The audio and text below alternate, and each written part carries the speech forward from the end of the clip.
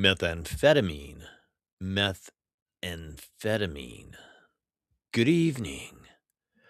Welcome to the May 6th, 2026 edition of Wednesday Edition.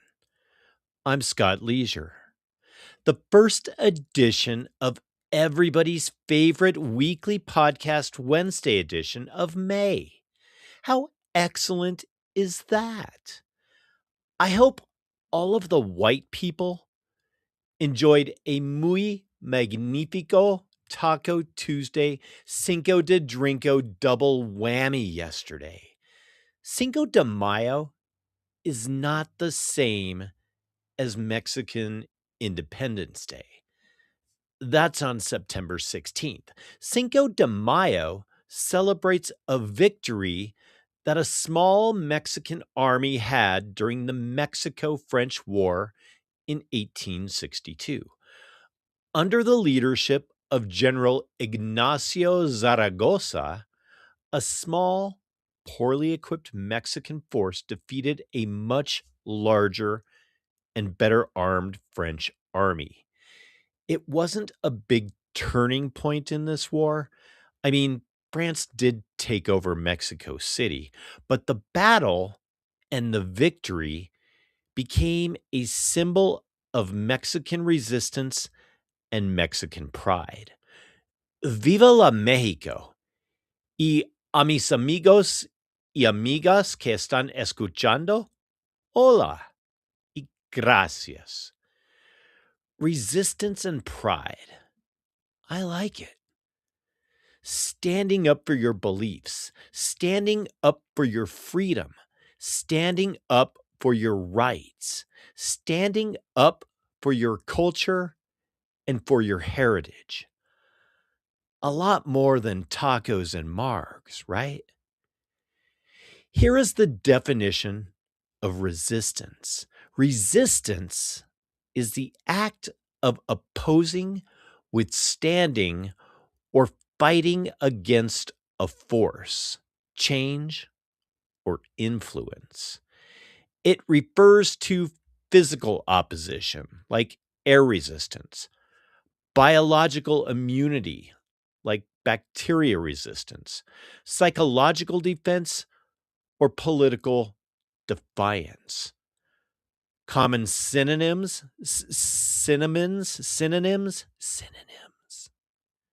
include opposition, defiance, refusal, struggle, and immunity. That's a pretty badass definition. Resistance is the act of opposing, withstanding, or fighting against a force, change, or influence. Remaining vigilant, staying strong, staying healthy, do the best for ourselves, right? Looking out for ourselves, looking out for our tribe, our community, and our friends. I like how it says fighting against an influence. There is a lot of things out there that are trying to influence us, aren't there? Trying to get you to join the crowd and jump on the bandwagon. Who knew that this week's edition of Wednesday Edition would be the first week in the history of Wednesday Edition that I used the term jump on the bandwagon? Who says that? If it wasn't for people standing up for themselves, we wouldn't have the country we live in, right? We really do live in a great country. And yes, there is a lot of opposition, fighting, and resistance happening in this great country as well. Amen, right? There is always going to be change, though. There is always going to be new laws, new regulations, and new ordinances.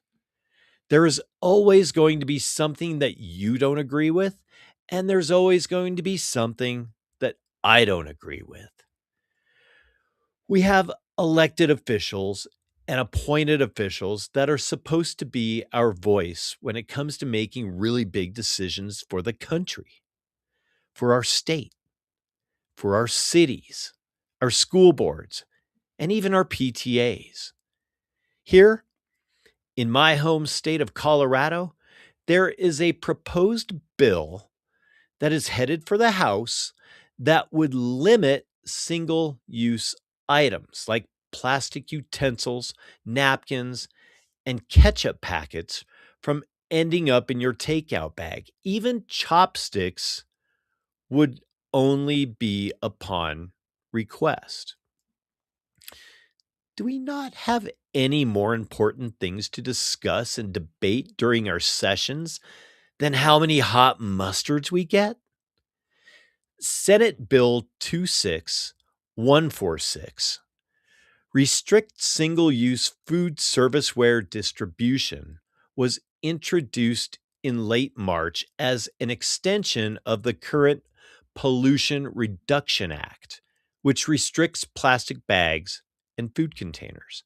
Now, the bill seeks to expand the act by prohibiting retail food establishments and third party delivery services from providing single use service unless the customer confirms it. In short, it would be a statewide policy to ask first for single use items. That person over the intercom will either have to explain the whole deal to you, or they will just ask you how many Arby's sauce you want, and then they will toss in five and charge you a nickel each. The proposed bill states that most single use plastic items aren't recyclable, and this bill would reduce waste and harmful effects on Colorado's natural resources. Hey, I'm all for that. Protecting Colorado and keeping it beautiful and colorful. Has anyone ever counted empty beer cans on the side of the road? Or what about all of the waste, trash, and who knows what else that is left behind by the homeless population here in the Mile High City? Apologies to the homeless members of the Wednesday edition community that I might have offended on this week's edition of Wednesday edition. Truly, from the bottom of my Wednesday edition heart, just pick up after yourselves, please. For your good pal, Scott Leisure. I really have a disgusting and a completely nasty story that I have only shared with certain close members of the inner circle of the Wednesday edition community. I see all of you out there saying, come on, Scott, now you have to tell us. It really, I don't even know how to begin to explain it. So here it goes. In a parking lot, the location isn't important and it will remain unknown and unnamed. A parking lot that I was frequenting quite often with a lot of people living out of their cars and their vans, and not the trendy, I'm living out of my school bus so I can make a TikTok living out of the van or bus or car or whatever, but people truly surviving out of their vehicle. Is everyone with me to this point? These people leave behind a lot of trash. I don't know if you've also noticed this. I guess there will be less trash if the bill passes, though, right? Well, what I saw one day as I was cruising the Prius through the parking lot was beyond explanation. It was so bad. It made me think to myself about the state of the country that I'm currently living in. A country that I should be proud to live in, feel safe to live in, right? A country that loves and values its lands and doesn't want to pollute our country. Am I making myself clear? Okay. Reeling myself back in. What I saw in the parking lot was an example of recycling, just not the right example of recycling. Oh my God. I'm just going to tell you about the gallon jug filled 2/3 of the way full with lemonade, but it wasn't lemonade. Piss, people. Yeah, pee pee, excrement. 2/3 of the way full, my friends. Automatic disqualification from the Wednesday edition circle of any size for leaving your giant jug OP in the damn parking lot. Seriously, what is wrong in this country?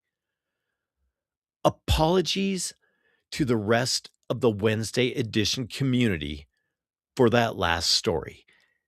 And that includes my mother. Amen for moms. Getting back to the people in the house doing their part to eliminate straws, napkins, and soy sauce.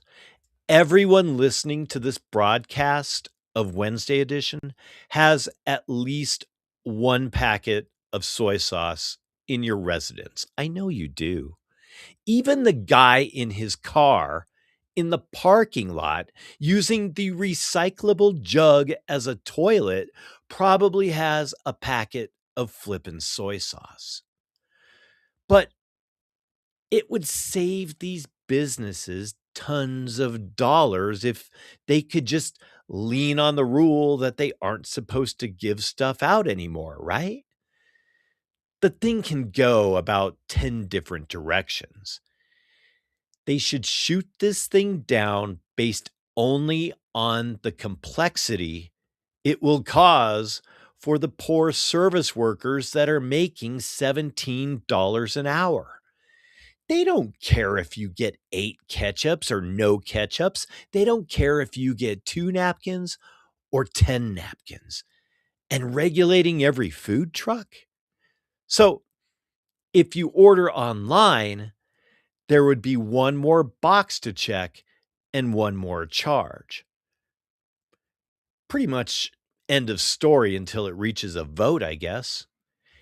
Here is what I want every person in the Wednesday edition community to do this week to help rebound from that horrible mess of a story. I want you to remember this week and every week that Friday is Cash Friday. Every week, people. Stop by the ATM on Friday, pull out $20, and help keep cash alive by spending it with an artist or a local small business. You know that if I didn't mention Cash Friday one week, I would get people texting me saying, "Yo, Scott, you forgot Cash Friday." Never forget Cash Friday, people. I want to give a quick shout out to the Moongazer and Moonbather circle of the Wednesday edition community and let everyone know that retrograde is now over. And this month, we get to celebrate 2 full moons, the flower moon this past weekend and the blue moon at the end of the month, which happens every 2 to 3 years. Has anyone else heard the theory? And for the record, they were always theories. At some point, someone attached the word conspiracy to it. So, has anyone else heard the theory that full moons can trigger earthquakes? I mean, a full moon does affect tidal shifts, right? As we preach here on Wednesday edition, do your own research and grow your own thoughts, especially about theories that people have about this and about that. The reason I brought up the two full moons and the earthquakes is because Area 51, it recorded 17 earthquakes in one day last week. The seismic activity began in the afternoon on Wednesday, April 29th. The last tremor in the sequence was recorded at approximately 5:38 a.m. Pacific time on Thursday, April 30th. The earthquakes ranged in magnitude from 2.5 to 4.4. Experts noted the quakes were unusually shallow, occurring only 2.5 miles below the surface. Geophysicists attribute the activity to normal tectonic stress in a seismically active region. The shallow depth and proximity to the Nevada test site have led to speculation about secret underground nuclear testing or other classified government projects. The event also coincided with public statements from President Trump regarding the potential release of classified UFO files by the Pentagon. Blah, blah, blah, blah, blah, blah, blah, blah, blah, blah, blah, blah. Who knows at this point? Maybe the portal is opening up at Area 51, or maybe it's tremors. That seriously might be one of Kevin Bacon's best movies. You never saw Tremors with Reba McEntire? Cinco de Drinko, Amigos, Resistance, keeping Colorado clean by limiting the number of hot, mild, or Diablo sauces at Taco Bell. I hate Taco Bell. I had to Google what type of sauces are at Taco Bell. Seriously, I did. Area 51, earthquakes, cash, and gallon jugs that look like lemonade that ain't lemonade. It must be Wednesday in the Mile High City, right? Do your part to help keep cash alive and Google these three things this week, okay? Number one, Google Senate Bill 26146. Read up on the ketchup bill and form your own opinion. Number two, Google recycling centers near me. If you want to feel like you are helping the earth and helping the cause and saving the planet, find out the best place to take your old Diet Coke cans. And number three, Google Tremors. You can probably stream it for free at this point. Remember, the price we pay for associating with the wrong people is enough reason for us to be stricter about who we keep in our circles, right? If you are in my very close inner circle, you are the lucky ones that get to hear the stories about the things I find in parking lots first. Keep a clean circle, people. All right, here it is. The top 5 songs from May 6th, 1986. May 6th, 1937 was that crazy Hindenburg disaster. Google that shit. This giant hydrogen airship caught fire and killed like 40 or 50 people. It did make for a pretty cool cover for Led Zeppelin's first album, though. Just saying. All right, let's do this. Top 5 songs, May 6th, 1986. Number 5, What Have You Done For Me Lately? Okay, Now, when I hear Janet Jackson's name, all I can think of is Erica Kirk dressed up like Janet Jackson in that creepy video. Good song, nice jam, 1 for 1. Number 4, Why Can't This Be Love? Van Hagar. You see, there's Van Halen and there's Van Hagar, two different bands. Kick ass song, 2 for 2. Number 3, The Greatest Love of All, Whitney Houston. Well, we can't give The Greatest Love of All by Whitney Houston a thumbs down. 3 for 3. Number 2, May 6th, 1986. Addicted to Love, Robert Palmer. In the suit, with all the black dressed women in the band in the music video. It was a cool video and a pretty good song. Let's go 4 for 4. I think I can feel it. I think I can feel it. The number 1 song, May 6th, 1986, West End Girls, the Pet Shop Boys. Remember? Too many shadows, whispering voices, faces on posters, too many choices. If, when, why, what, how much have you got? In a West End town, a dead end world, the East End boys and West End girls. Remember? West End girls, 5 for 5. Finally, a good countdown. Have the backs of the people in your circle this week. Get to the gym, drink your water, do the speed limit, stock up on condiment packets, make good choices, and don't get trafficked.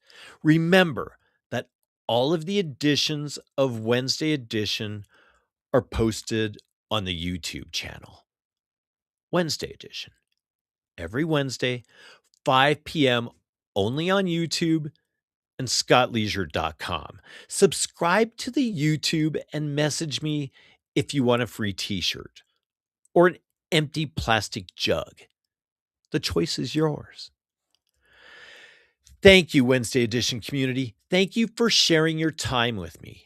Remember, true approval isn't in a number or a click or a like. It's in yourself. And it's when you know you have given your best on that day, whatever your circumstances. Stay vigilant, don't litter, and stay in your lane.